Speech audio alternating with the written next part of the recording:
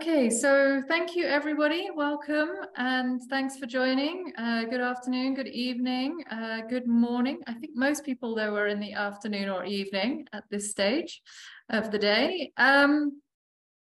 I am Rebecca Hanlon. I'm a member of the Africa Secretariat and a professor with the University of Johannesburg, Trilateral Research Chair in Transformative Innovation, the Fourth Industrial Revolution and Sustainable Development. And today I have the pleasure of moderating the first webinar of 2023.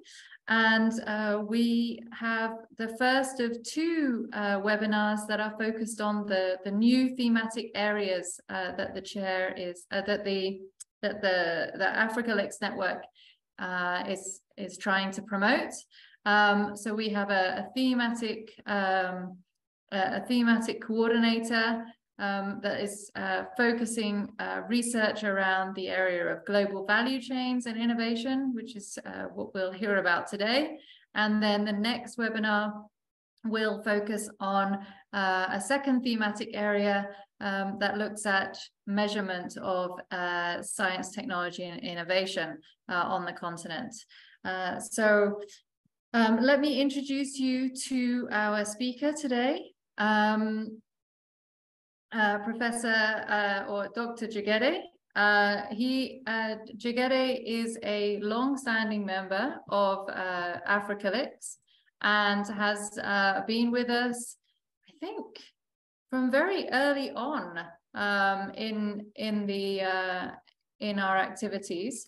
Was a key member of organizing committee for the Africa Licks Academy that occurred in Nigeria, is involved in Nigeria Licks, and is currently working in the UK,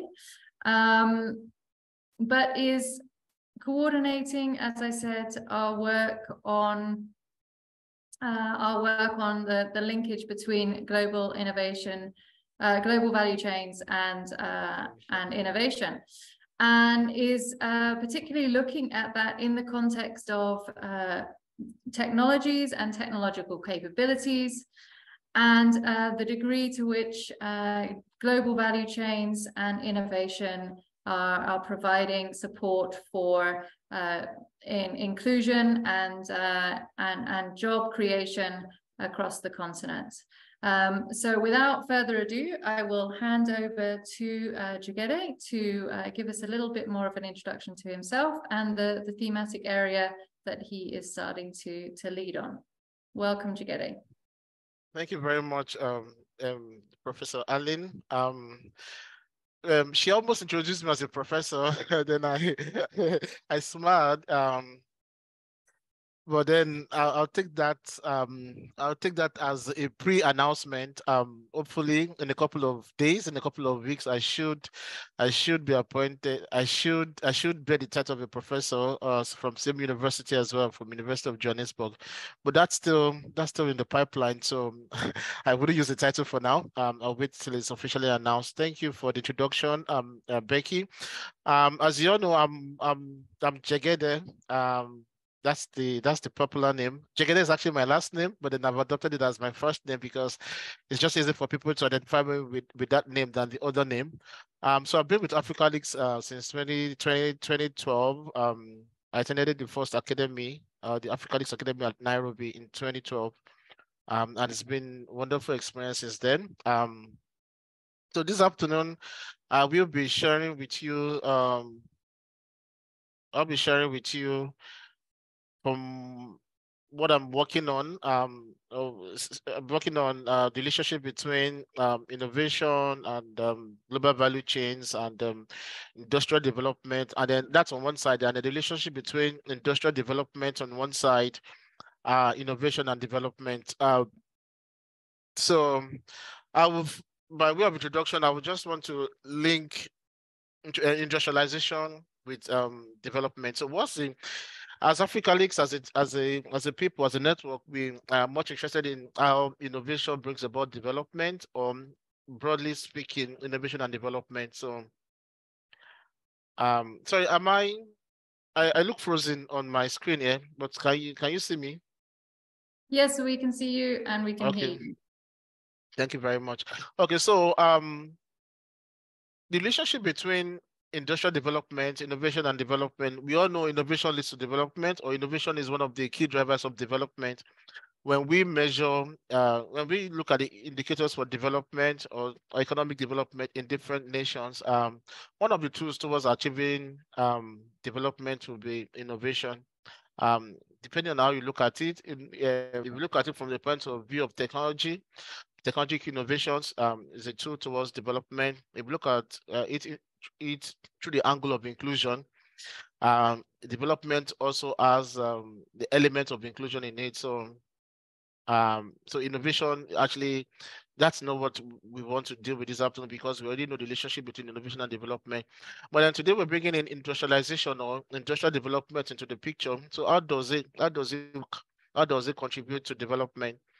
Only very few nations have been able to achieve the development status or develop status without industrialization, or without developing the industry.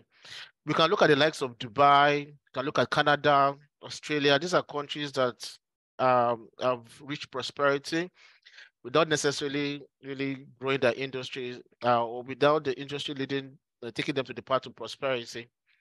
But these are very few countries, United Arab Emirates, Canada, Australia, that have been able to, jump industrial development before they reach economic growth. But the major tool for economic growth, or what we call prosperity, is through the development of industries, especially the manufacturing industry. And that's on one side. And then what's the relationship between global value chains and innovation? Um,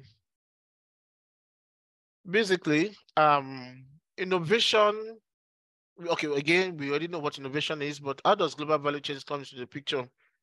Basically, the conventional definition of trade has changed over time. African is judged to be a developing country, poor country, because we don't manufacture, because we don't produce. The only thing we produce are primary products, which are exported without value addition. So it's the concept of value addition that brings about development, or that brings about a development or a developed country status. Is the value addition that is missing. So that's why global value chains is coming into the into the discourse of innovation today. Um, so in Africa, it is generally believed that we manufacture, we export agricultural produce and mineral resources, oil, without any value addition. So because of that, we are put under developing countries, or least developed, or poor country, or non-manufacturing country. So today, the definition of manufacturing has changed. The definition of trade, international trade has to do with the export of a particular product, which could be goods or services. Now, today, the definition of manufacturing is not about selling a product; it's about selling parts and components of a product. So, for instance, if you look at a country like Mexico or Brazil, I mean, a lot of these Latin American countries, they actually don't really produce, they don't make as much final product as intermediate products. What they export today in Latin America are intermediate products. So if we look at a bicycle as an example, the bicycle consists of different parts, and then if a country cannot manufacture the whole bicycle, a country can manufacture the seats or the pedals or the tires. If you can produce any part or any component of the bicycle, then you've manufactured part of the bicycle. And then if you can do it on a commercial scale, then that country is a manufacturing country, or that firm is manufacturing and exporting. So we're not looking at so our definition of manufacturing now, of industrial development, is not making a plane, but if you can make the seat in a plane, then you are contributing to it. So industrialization is defined by the manufacturing value added as percentage of GDP. So the question was the question I posed in the first slide was like, why are we looking at Asia? And then my argument was that Asia took advantage of the global value chain took advantage of global value chain opportunity, and they began to produce parts and components of products. So when they started, they started producing little items, small items, and then they went into producing bigger items. For instance, if you look at Korea as a country, Korea started making garments. Then they went ahead and started making tools. They started making heavy machineries before they started making semiconductors. They started making vehicles, and before they started making phones and stuff like that. So they built the capabilities over time. They didn't try to rush into becoming into doing the big things, but they started from the small things, and that was how they gradually built capabilities to start producing. And I was okay. So and then Asia, for instance, the import was 60%. Around 60 to 70%, and their export was around 50%. Now, it's a good thing to be a destination for global value chains. If you're a destination, it means that the world is seeing you as a destination where that can add value to their product. So, for the global value chain discourse, it is important for a country or for Africa to import more than to export. Okay, to import intermediate goods for value addition than to export. So Asian countries import more of intermediate goods. They add value to it, and they export. They sell as final product. And but the export was around 50%. It means that the capabilities they have to outsource from outside was 50% of the goods that they have. Then I gave an example of what. Then I went back to discuss the miracle. What happened in Asia? If we look back in 1961, before Asia started, before the miracle happened in Asia, the miracle happened over 30 to 40 years. If you look at the per capita income in Japan compared to that of the United States, it was about 17. Compared to the United States, it was about 17 times that of Japan. If you look at Taiwan, 122, it means that the per capita income of the United States was about 30 times bigger. It was about 20 something times bigger. For Korea, for South Korea, the per capita income in the United States was over 30 times bigger. But over a span of 40 years, something changed. The per capita income in Japan had become exactly that of the United States. Now, if you look at Japan as a small country compared to the whole United States, it's a lot of achievement. Looking back at now Taiwan as the per capita income of Taiwan is now something like 1/3 of the United States. And then if we look at that for South Korea, the per capita income had moved up to about 1/3 from 30 times to just about 3 times within the 40-year period that within the 40-year period that the Asian countries became industrialized. How did this become? How did this happen? It was as a result of participating or becoming destination for global value chains. Now, I'm not sure where I became caught up, but I raised the point that global manufacturing is now characterized by geographical fragmentation of production process. Now, what is important is not what a country can do, but the task that a country can do, or the task that a business can do. Competitive advantage or competitiveness is not based on what a country produce as a final good, but what task or within the value chain that a country can do cheaply. China, we all know, in the last 100 years became destination for production. A lot of factories moved to China, moved from the United States to the China, and that actually helped China a lot to become a superpower, help the industry in China to grow. So today, China is the top destination for intermediate goods, which every country always export their unfinished products to China for finishing. And that has also expanded to other countries such as Japan, South Korea, Taiwan, Hong Kong, and Thailand. But what strategy did they use? Okay, then I discussed a bit on global value chains and the world trade. What are the factors? What are the things that drive global value chains? What are the things that promote global value chains? I said international demand, industrial processing zones. Any country that has industrial processing zone or special economic zones or free trade zones would have the capability to be able to import and add value to intermediate products. Then offshoring and offshoring strategies based on policies of government. For instance, in Africa now we have the Africa continent free trade zone. In Africa, we have that now. North Africa has got their own version, NAFTA. That's North Africa, North America free trade zone. They've got in East Africa. Almost every region has got some kind of agreement to exchange commodities and to exchange to have a free trade zone, and that will promote movement of commodities. Again, also infrastructure and then good trade policy. These are the things that promote generally on a broad scale that promote integration into global value chains. Now, there are different schools of thought about the East Asian miracle we just looked at, how it happened over time. Some believe that it was through the use of industrial policy. And for the sake of this presentation, when I say industrial policy, I mean industrial policy plus innovation policy.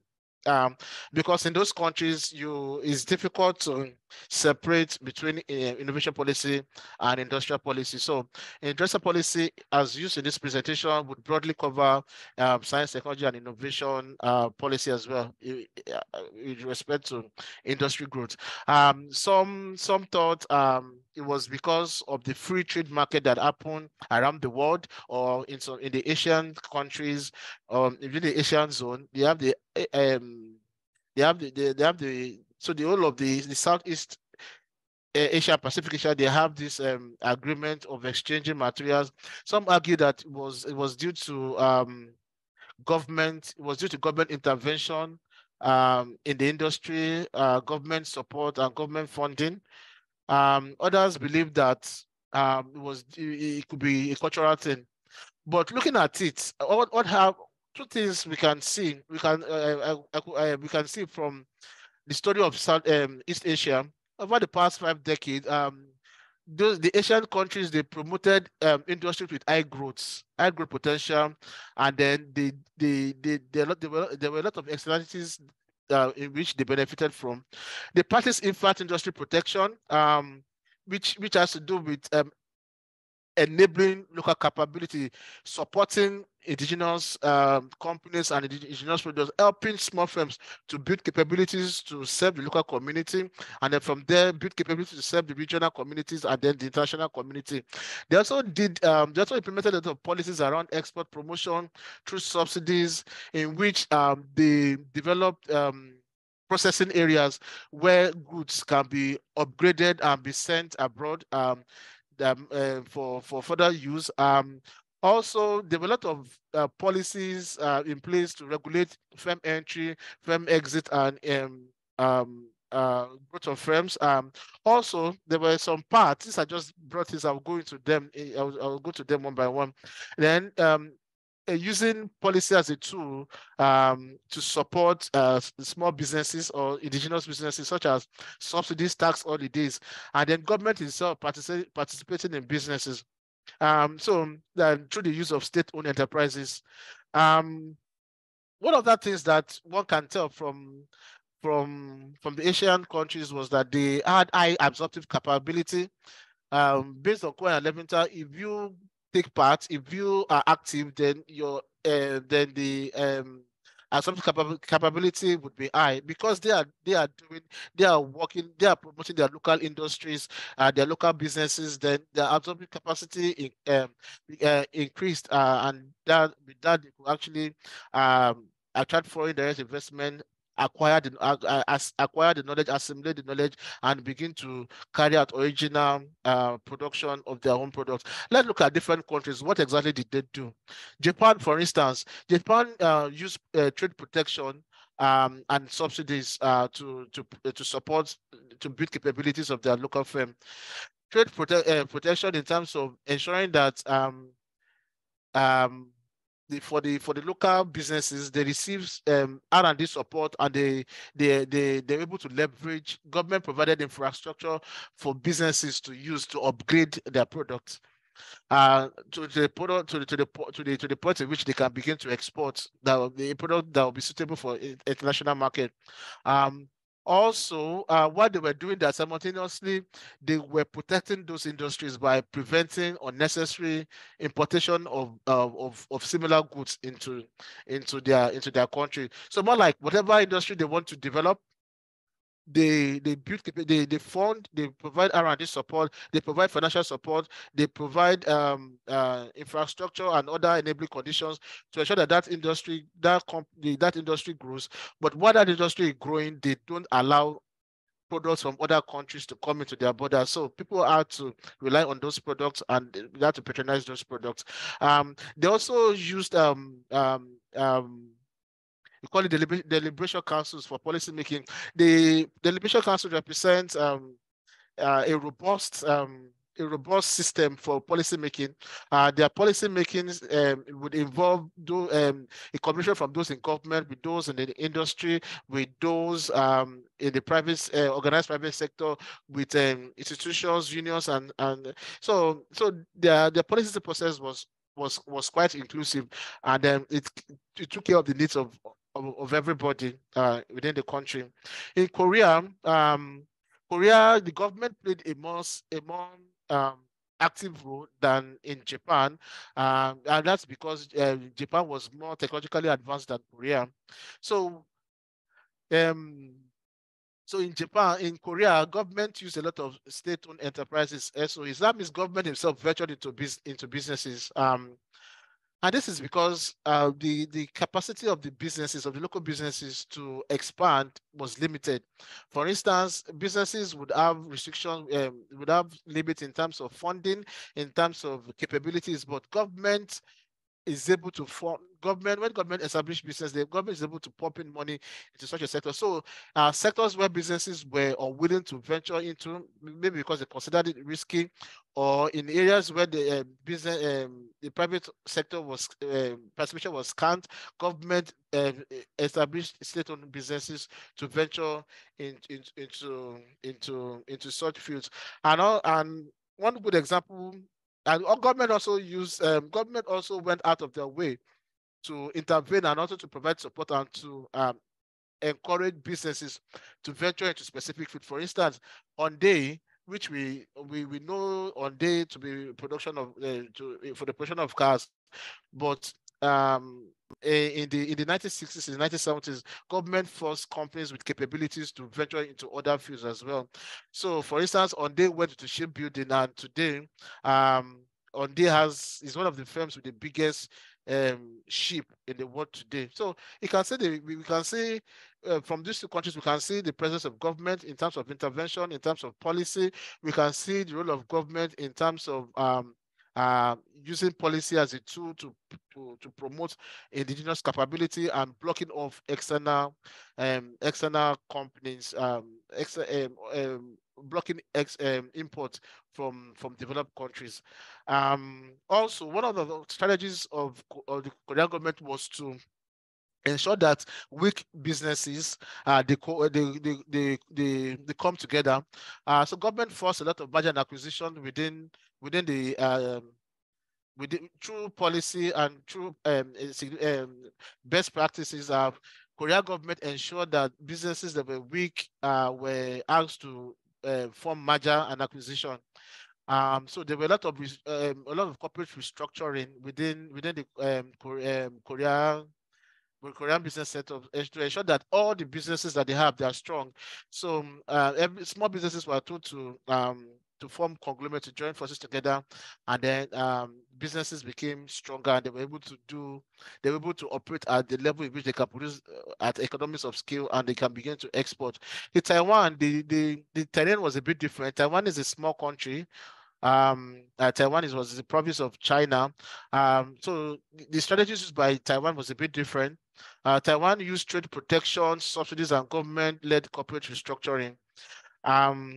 For instance, the Taiwanese government helped their local firms to develop technologies, to develop technologies through through their research institute and universities. For instance, when I was working at NASITEM, we had a bit of association with KeyStep, Korea Institute of Science and Technology, Evaluation and Performance, or something like that. So Korea had strong institutions that worked with businesses. So now government working with businesses to ensure that they develop products that are worthy of export. Also, Taiwan, through its policy, use funding as a tool to build capabilities of indigenous businesses.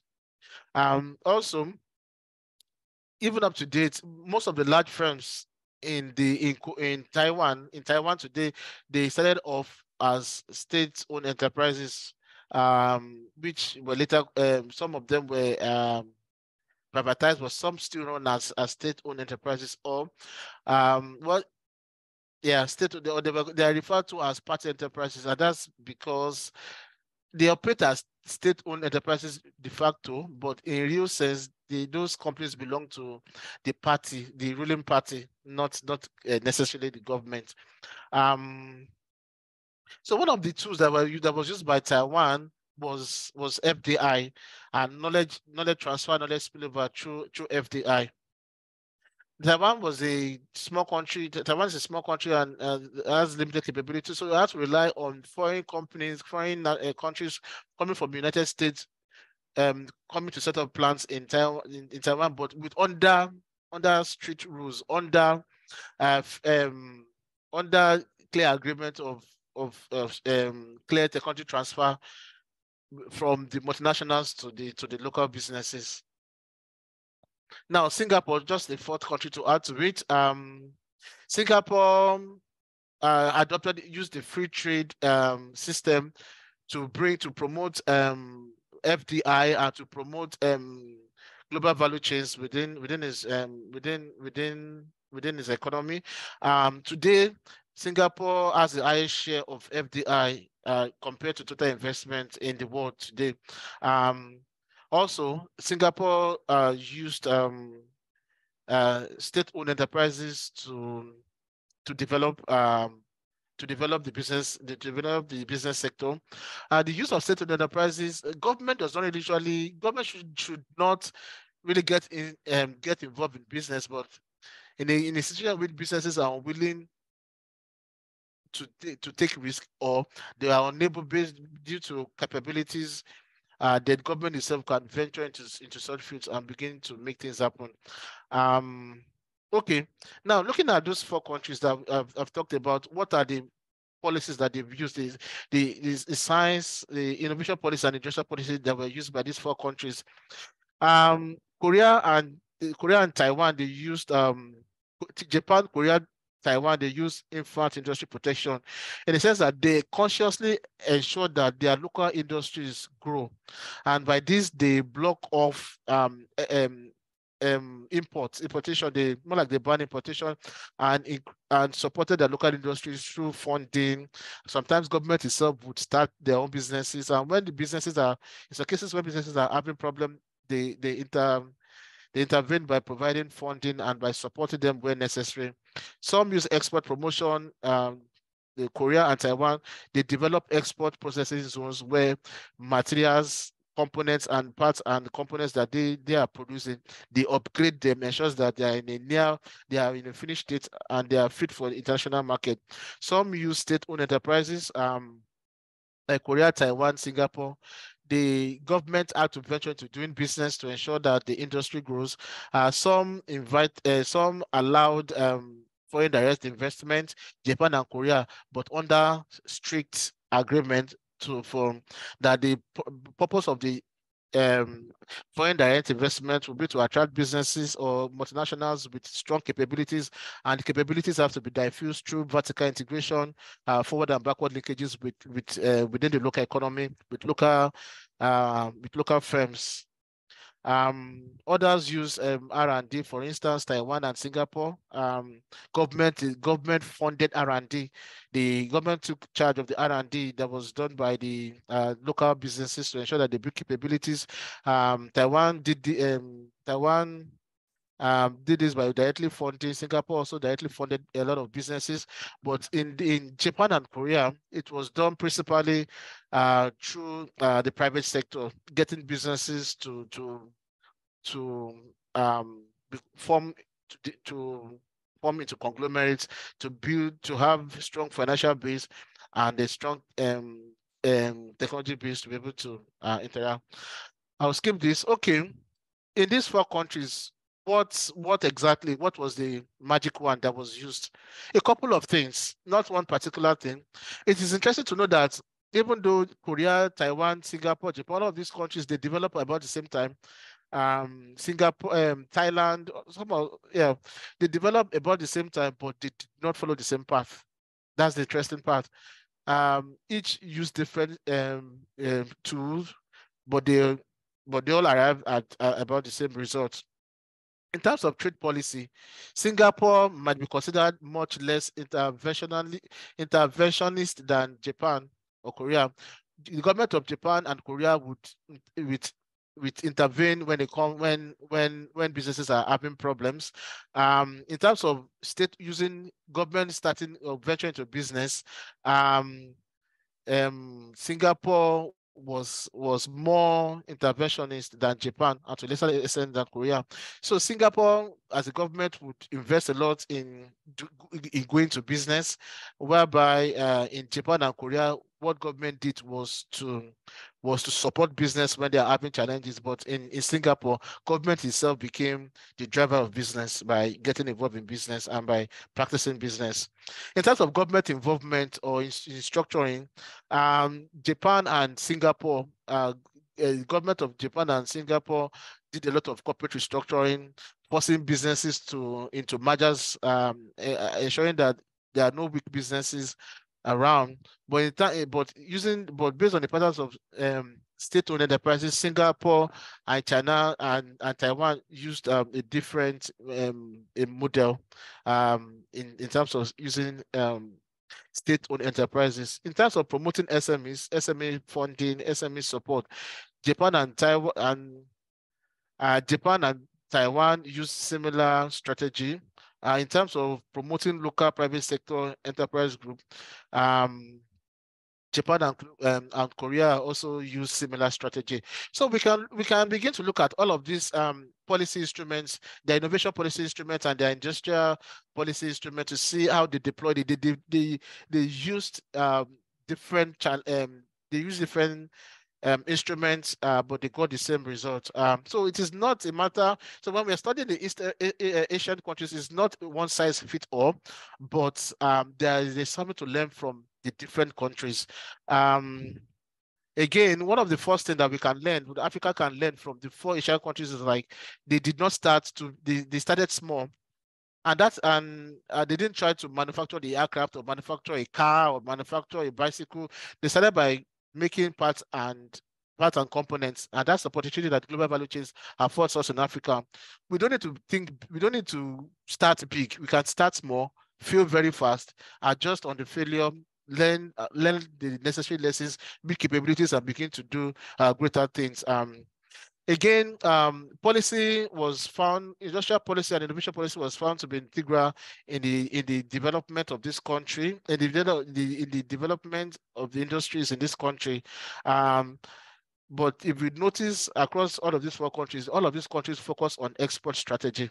They were interested in making products that will be fit for the international market.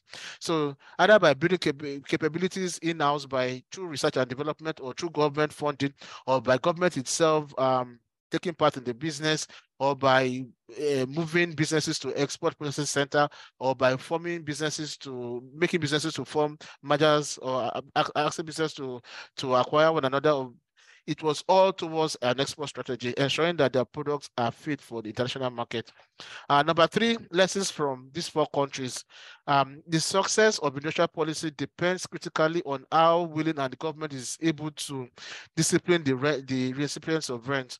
Now, how does the government have to play a role to be firm in terms of the use of subsidies, in terms of tariffs, in terms of entry barriers? For instance, if a country, if African, when Africa, for African countries to be to participate in global value chains, to be source of a destination point for global value chains or for intermediate goods, it is important that government itself would subsidize some of the things that we would need locally, and then place tariffs on imported goods, so that we can focus on what we have and build from within towards outside, towards towards external.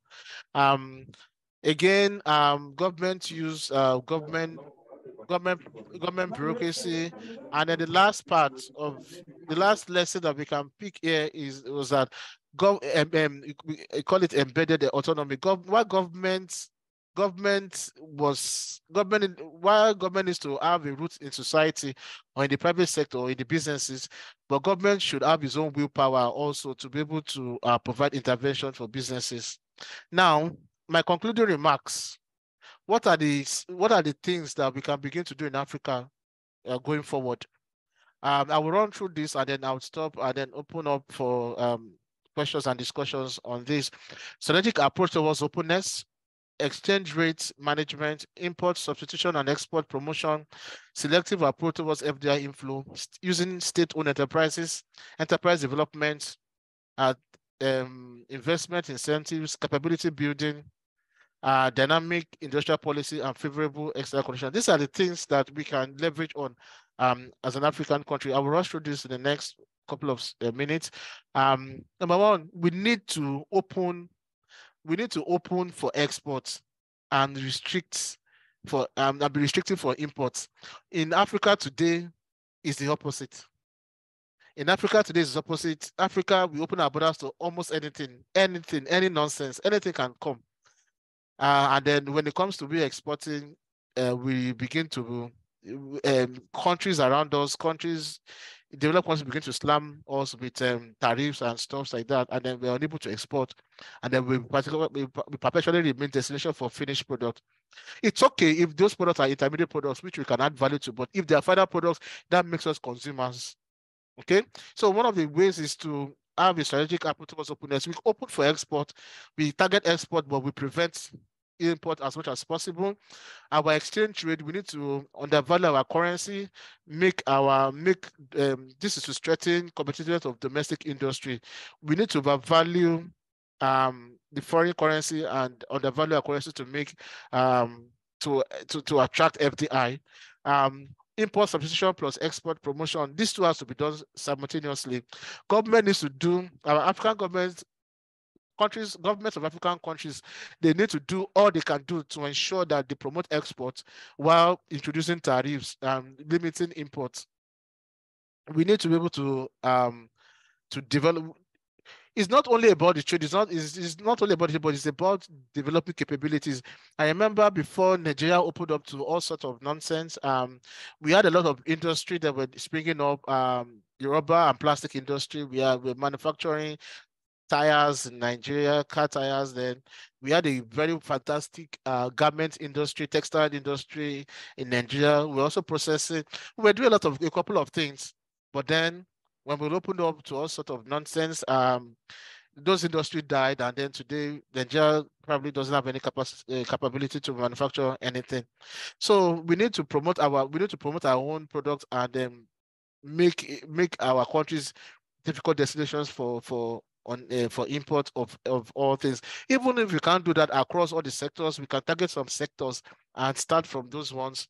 Block of the block of importation, and then we begin to produce with support from government. We can begin to produce for ourselves, and then produce for begin to export. Then FDI inflow, crowd in. Currently, what we have in Africa is FDI inflow, crowd out. The multinationals have choked the local firms. But the way China did it, the way Korea and Taiwan did theirs, they made the multinational companies crowd in their domestic businesses.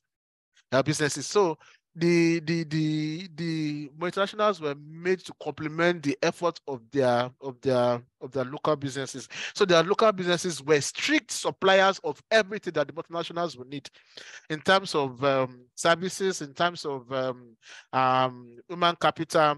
And then there was also local content policy that was used. For every multinational, a percentage, not less than 60-70% must be local, must be indigenous people.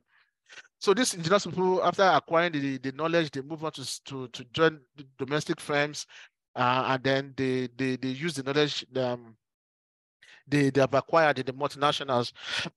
So with that, it was easy for knowledge to be diffused, to be transferred from the multinationals to the local firms. Currently in Africa, we just see multinationals as a means to create or to create employment. Actually, I speak of my country. There's no knowledge that is being transferred from many multinationals to the local businesses in Nigeria. If anything, the multinationals will even kill the local businesses. So government needs to be more creative, be more strategic in the way they attract FDI. FDI is good. I mean, Taiwan used it, Singapore used it, the Asian countries used it, but they use it systematically. They use it to build capabilities. Excuse me. They use the foreign nationals to build capabilities to develop their own local businesses. So it was more of the FDI complementing their local businesses. Then in areas where businesses are unable to venture into due to capital, due to uncertainty, government itself took all the risk upon themselves and created businesses that would go into venture to such fields. And those businesses, when they thrive, they privatize them and make and sell them to the private owners, to the private organized private sector, so that they can continue to run. So government took the risk of businesses, they ventured into businesses, and then when the businesses became successful, they sell to the private sector. Also, enterprise development. These Asian countries provided support to their local businesses by providing means for vertical integration. Ensuring that that a sector in a sector of the economy benefit from a sector from similar sector in a developed country or elsewhere. So that was how they were able to develop their industry. For instance, if you look at the study of the Shanghai Bell, if you look at Korea, China, they all learned from Japan, they all learned from United States of America, the companies or from United States of America. So they developed their businesses through vertical integration, and also by allowing businesses to form national champions by forming mergers, by merging. Okay, so I'm about to finish now. Another way was through direct funding, funding businesses, providing in one way African countries can also break through would be to provide loans to businesses at a very low interest rate and for a very long payback period. This was done by Korea and also done by China. Then government also had a fund in Nigeria. We call it the National Research and Innovation Fund, which was in the STI innovation policy, Nigeria's innovation policy. South Africa also has its own version as well, which is the National Research Foundation. And these bodies would fund businesses will be to fund businesses, fund research, and also fund businesses. Currently in South Africa, NRF funds research, but not businesses. But what was done in the East Asian countries was those innovation funds were funding businesses. They were also funding research and funding universities as well. China had the China Development Bank. Korea had the Korea National Investment Fund. And then they worked very well. The domestic capability building, also soft IP regime. So through their research institute, through the university, for instance, Korea ensured that the innovation system was strong and robust, that businesses would not just create products on their own, but they will create products, or they will come up with products based on support that they receive from the universities and the research institutes. So a lot of research institutes were set up in Korea, and then so this help businesses to leverage on the knowledge from the research institute, and then they were able to co-produce. So intellectual property was played down upon, and then but the main focus was on co-producing. Also, dynamic industrial policy. What we have in Africa now is a static innovation policy or a static industrial policy. For instance, innovation policy we run in Nigeria today is almost like it's about over 10 years old. We in these Asian countries they were changing their focus per time. For instance, the focus initially was on low labor-intensive industry, garments, shoes, textiles. Then they moved into metals, chemicals, heavy metal, machinery equipment, and then they moved into electronics, semiconductors. So the policy focus was changing over time as they developed capability. They did not start by developing capability for ICT. They started by developing capability for making clothes, shoes, and stuff like that. For me, it was funny. Nigeria wanted to release about 2 years ago. Nigeria was going to release some money for the development of vaccine. And I was wondering, like, UK has come up with vaccine, US has come up with vaccine, big nations have come up with vaccine, and Nigeria wanted to create their own vaccine. I thought that was a white elephant project. We don't need to create another vaccine. We probably should be focusing our funding on different things. We don't need to start. Nobody starts from the top.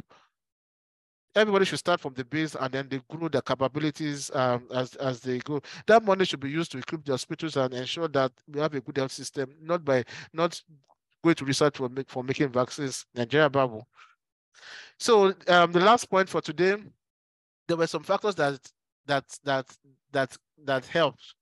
For instance, the East Asian countries, they had a good relationship with the United States.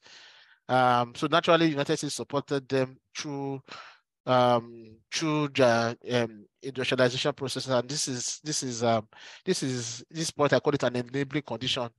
We may not have that kind of the good thing is that we have the relationship with the United States, we have the relationship with the UK in Africa, but aside that, we have enabling conditions. We have population, a youthful population, we have abundant energy, we have arable lands, we have abundance of natural resources, we have everything. So we have enough enabling condition. I'd like to stop here by making my final remarks.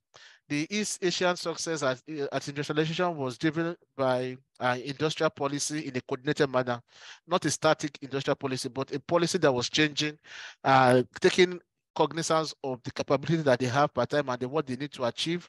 And on the other side, the rapid industrialization of Korea, Taiwan, Singapore, Malaysia, all of these East Asia countries was also achieved through the interventions by the government to ensure that domestic production capabilities are created. There's technological upgrading, there's innovation. So it's a deliberate attempt from government by ensuring that capabilities is built in-house, and also the industry policy. If we look at the left, it's talking about industrial policy. This arrow on the left is industrial policy. This arrow on the right talks about innovation policy. So for us to get it right in Africa, the innovation policy and industrial policies, they must synergize, they must have similar focus, and that is how we can get to where we want to be. Thank you very much for listening. I hope I've not been talking to myself. No, Okay. you haven't. We have heard you this time. Thanks for Okay. getting a great presentation that took us through the mechanisms that various Asian countries have used in order to become inserted in, or be for their firms to be capable to insert into global value chains. And I think some of the points that you pulled out, particularly the role of the state in supporting and facilitating an enabling environment is well taken. There's quite a lot of discussion on the chat that this your presentation has provoked, and we'll come to a few of those in a moment. We also had a bit of a discussion while we waited for you to join again when we lost you, and those discussions were reflecting on the differences between insertion into manufacturing value chains, global value chains, and services level value chains, so service focused value chains. So maybe you can reflect a little bit on whether there's any differences in the type of enabling environment that's required there. And I note on the chat that Augustine, you said that investment is key, and I noticed that one of your slides towards the end, Jegede, mentioned the need for tax credits and various different subsidies and access to subsidized credit. So I'm not sure whether Augustine, your comment has been addressed there. You also mentioned, Augustine, the importance of an education system and the ability to have skilled and qualified labor force. And I think you did touch upon that, Jegede, but maybe Augustine, would you like to say a few words about your two comments, one on investment and the other in relation to the education system? Okay, thank you, dear Jegede, for the presentation, and thank you also, Harleen, for facilitating. So I just want to know a little bit about it's like I need to have a comprehensive figure about how, for instance, Japan, how Korea, they built the process towards where they are today. Sometimes we need to know or to see the whole figure in order to understand clearly how we can go about it. And in this figure, for instance, I would think that perhaps they started with rebuilding or reviewing their education system, for instance, and making sure that everyone is taught or is educated in a direction so that everyone can look to some extent into the same direction. And also, for instance, what were the examples that the leaders provided to people in order to bring them to come with them in the direction that they took, etc. So that's what I wanted to see exactly. I don't know if my question is clear. Yeah, it's clear. Yeah, it's clear. So, those the four countries that explored, they use different mechanism, but all of those tools or all of those instruments all worked because the countries knew exactly what they were doing. It wasn't a case of copy and paste. They realized, I mean, more like they did a needs assessment. They looked at themselves. They knew their strong sides and their weak sides. For instance, Taiwan, it was their small size that they needed to deal with. Singapore broke away. Malaysia broke away from Singapore. Singapore was a tiny country. Taiwan was just a province of China, independent province of China. Hong Kong, the same. So these countries knew exactly what their limitations were. For those that didn't have so much to leverage, so much resources to leverage on. Like the small countries, they used FDI. Government itself took part in the business the business process. But for stronger countries like Japan,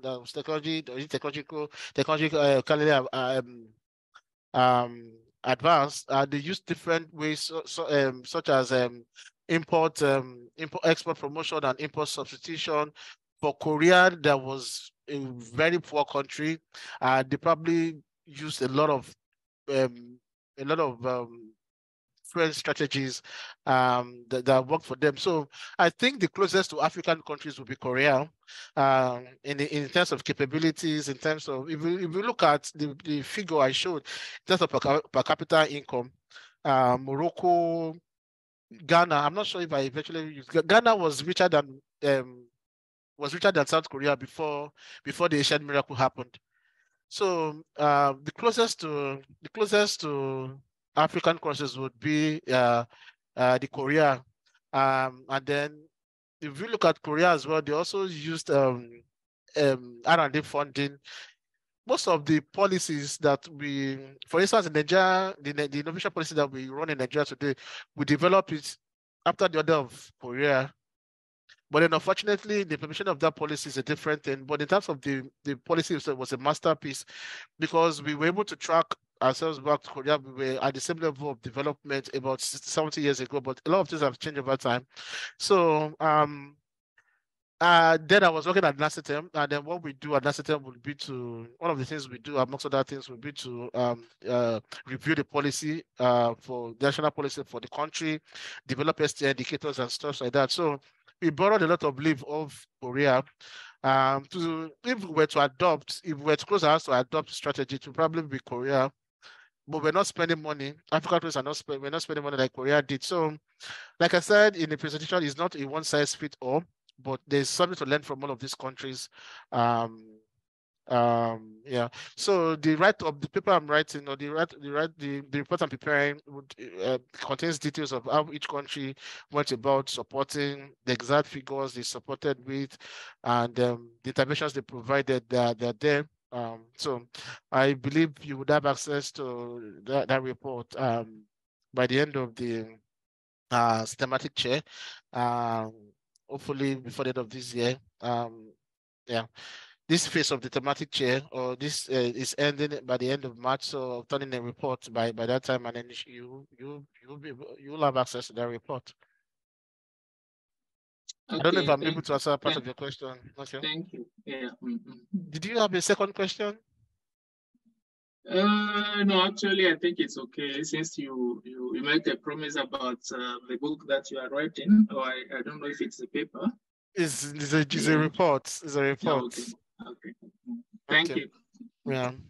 And I think I don't think was it part of when I was speaking to myself when I was talking about the relationship between the innovation system approach and the global value chain approach? Was I online then? I don't think so. Oh no, okay. I'll probably want to, before I go, to speak to that maybe 1 or 2 minutes before I go, to tell us the relationship between the innovation system literature and then this group of thought, this other school of thought. So I think it might be good for you to just elaborate on now because we only have 10 minutes left. Okay, so I don't want to miss this part. So it's generally believed that the innovation system approach, the school that we belong to, that we are so passionate about, the school of thought that we follow strictly, is different from the global value chain school of philosophy. The answer is on the surface, on the face value. Yeah, the answer is yes, they are different. They look different. But then in terms of practical implementation, the one leads to the other, one links into the other. For instance, the innovation system approach is interested in what happens within the boundaries of a country, knowledge that can be produced within the boundaries of a country, sharing, co-creation, co-producing within the boundaries of a country. That's innovation system approach. But in the global value chain approach, it says that competitiveness or Yeah, competitiveness is achieved by outsourcing or by offshoring, but by fragmenting your value chain. So the more you outsource, the better, the cheaper for you, and the more value you can create by leveraging on external capabilities, which is also true. So that's the difference. But the relationship is this. For instance, African countries, for us to participate or integrate into the global value chains, we need to be ready. We need to build capabilities to be able to be attractive. We need to be visible. How do we get visible? By having a very robust innovation system. The innovation system helps to build capabilities, but the while the global value chain approach helps to harness capabilities. So for instance, in Africa, we need the national innovation system to develop strong institutions. I will say that it's not just about the collaboration. Number one, the institutions have to be strong themselves. It shouldn't be the case of the blind and the lame helping each other, but institutions should be strong, and then the institution is to collaborate for the production. And then when that is done, we would build capabilities to stand out, to be able to do certain things. And when we have that capabilities, and that is when we become a destination for global value chains. So there can't be outshoring, offshoring without countries or firms building capabilities through the national innovation system. So the national innovation system is more like an initial phase before we talk about the global value chains. So for instance, if Nigeria develops capability within the boundaries through the national innovation system, then we become a destination point for global value chains. So we can't be talking about global value chains without having developed our base, our knowledge base through the innovation system, and that's the relationship that I have found in terms of looking at the African settings. Thanks, Jegede. I think Michael Khan, I'm not sure if you're still here. You had a question on the chat around taking a longer historical perspective to this debate and the experiences of the Asian countries. And so, Michael, I don't know whether you want to talk to your points at all. Thank you, Rebecca, and thank you, Olu, for a great, very wide-ranging presentation. Yes, it is to try to open more of a discussion on the very long trajectory of Japan. There is a popular view that Japan really only got going in the Second World War, lost everything, and had to restart. Whereas I would say the truth is, its industrial strength and capabilities was already there when the Americans arrived and forced their way in. And it simply accelerated from that point on to the extent that in the early 20th century and immediately after the First World War, it was already a leader in many sectors, and it exported that leadership into its near periphery, into Korea in particular. And there is something there to be investigated by the clever people in the room to explain why it is that the Japanese lake is what it is even today. So I buy in very strongly to the importance of the value chains and how one enters those. I've done a little writing about that in the African case, but I believe there is deep historical evidence of existing capability upon which more was built, and that was transferred to others around the edge of the lake. Thank you. Thank you very much. I agree with you 100%. Japan wasn't the same level with Taiwan and Korea as of maybe 50 years ago, 100 years ago. Japan had some capabilities before the Asian miracle. However, most of the things also okay. So to buttress that point, Korea, China, China, Taiwan, and more recently China, they all learned from Japan as well. So to the deep history, I mean, it's something I can do more research on. Yeah, but I know that the World War I and World War II they play a role in shaping the capabilities of these countries, but especially Japan. Japan's skills could be a bit different. Yeah, I agree. Thank you for bringing that up. Okay, so I think we will bring today's session to a close. Thanks very much, Dr. Jegede, for your presentation, and we look forward to seeing the final report. I think the Secretariat will be in touch shortly with regards to that.